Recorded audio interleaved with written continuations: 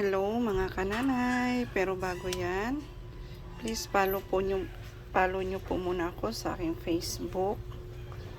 Tayo ngayon ay magluluto ng mga tirang ulam sa ref. Kung mayroon po kayong isda, tirang isda,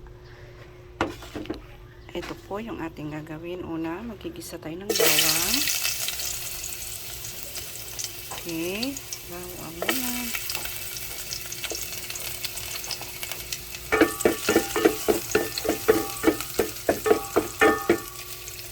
Ito yung mga simpleng ulam lamang na mga tira-tira sa ref para po hindi nasasayang. Kailangan po natin maging wais, maging matipid, lalo na po at mahal ang mga bilihin ngayon. So, susunod po natin yung sibuyas.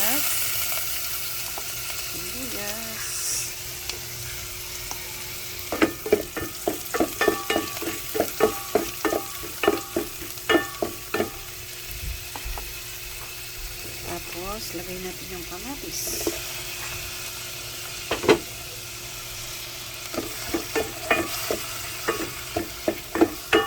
Isang kamatis.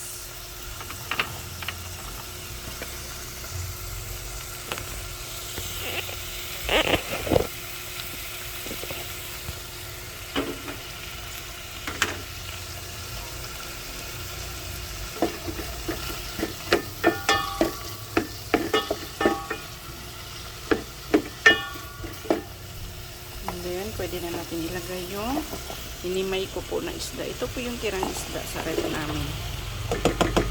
Okay. Halo-halo lang. Then maglagay po tayo ng paminta. Para pampalasa.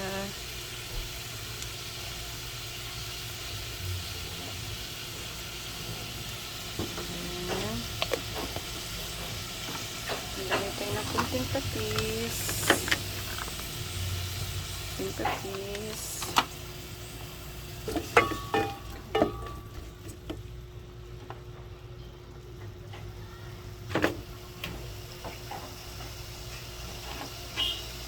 Takpan saglit.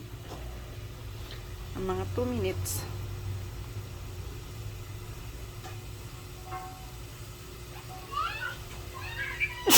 Excuse me.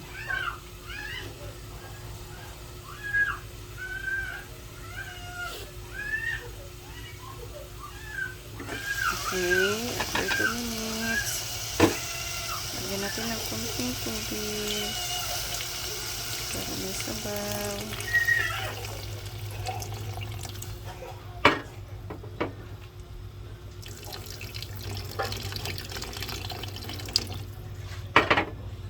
Takpan ulit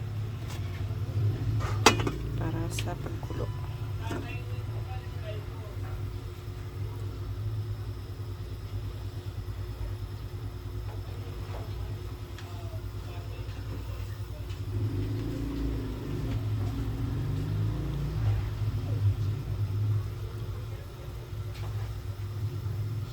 So, habang inintay po natin kumulo, please follow nyo po ako sa aking Facebook account.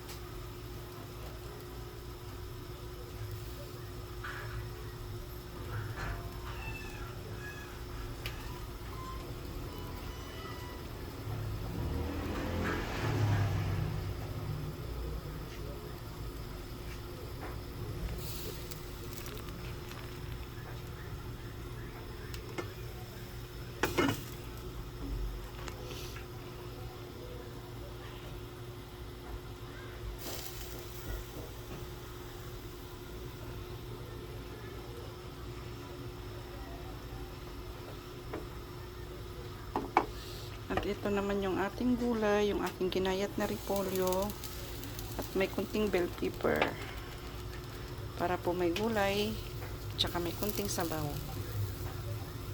Hinati ko lamang ito doon sa niluto kong isang ulam na ginisa lamang sa sayote at repolyo na may bell pepper.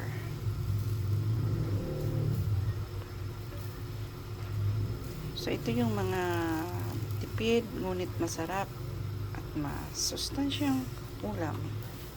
Sa mga nanay dyan na nagtitipid, so itong video na ito ay para po sa inyo. Please support po sa aking Facebook account. Please follow nyo po ako. Kumukulo na po siya.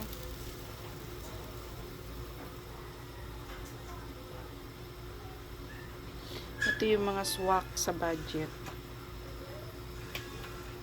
Hindi kailangan gumastos ng malaki. Pagka may tira-tira kayong ulam sa ref, katulad mga pritong isda, pwede nyo pong gawin yung ginawa ko. Okay. So, kumulo na siya. Hindi naman kailangan ng maraming sabaw. Kunting sabaw lang. Para kung may bata po kayo sa bahay, ay mailalagay po kayo sa ulam nila ng sabaw.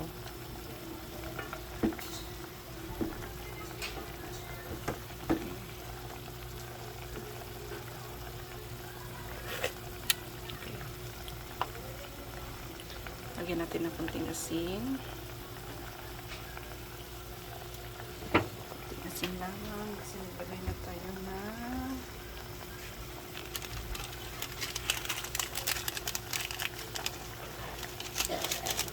ito rin dito. Sarap na.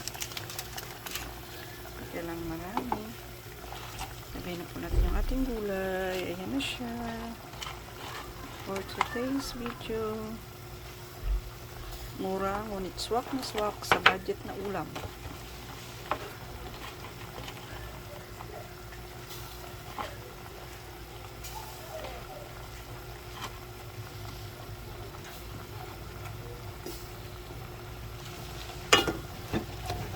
Ako po kasi ay nag-stock ng gulay sa aming lamesa. Para pag halimbawa po ay gusto namin ng gulay o kaya purong gulay, ito po yung mga ginagawa ko.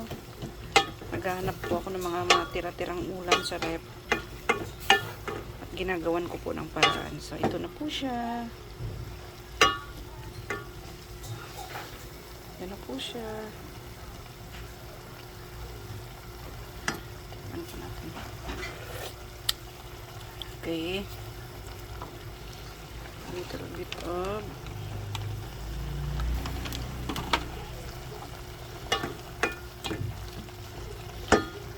kanana, ito na po yun. Simple, ngunit swak sa budget na ulam. Bye-bye!